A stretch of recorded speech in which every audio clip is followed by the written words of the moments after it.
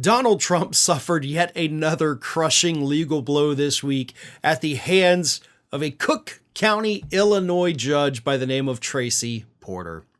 Judge Tracy Porter ruled this week that Donald Trump did in fact engage immaterially in an insurrection, and therefore, according to this Cook County judge, he cannot appear on the ballot in Illinois' primary this year. Now, the ruling does specifically mention the primary, okay? This is not, just so everybody's clear, this is not necessarily for the general election, but the ruling could be expanded. Another suit could be filed after the primary to get him off that ballot. But as we all know, this may not matter at all, because the United States Supreme Court is the one who's decided they're ultimately going to make the decision on whether or not states actually have the authority to use the 14th Amendment, specifically Section 3, to kick Donald Trump off of their ballots.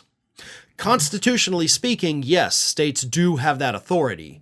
So it is kind of stupid that the Supreme Court has even taken this up, because states do have the authority, according to the U.S. Constitution, to determine their own electoral process, which would include, under the Constitution, the ability to remove certain people from the ballot based on the Constitution itself if they engaged in an insurrection. But the Supreme Court's going to be the supreme arbiter on that, and we have to wait for their decision to see if this Cook County decision, much like the ones in Maine and Colorado, will stand. But here's the thing. Even if this decision does not stand and Donald Trump gets back on the ballot in all these states where he's been kicked off, it should still be a campaign issue. A Democrat should still be making that a campaign issue, even if the Supreme Court lets him back on the ballot. In fact, that actually gives them more ammunition, because they can go out there and talk about the fact that we got a guy on the Republican side that multiple judges in multiple different states said engaged in an insurrection and should constitutionally be barred from the ballot and from holding office. The only thing that saved him was his packing of the United States Supreme Court. So his hand-picked judges on that court are the ones who saved him from not having to comply with the U.S. Constitution that you and I have to live by every day.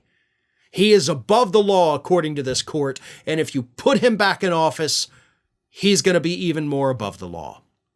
That's the message Democrats should be sending, especially if these cases get overturned by the Supreme Court.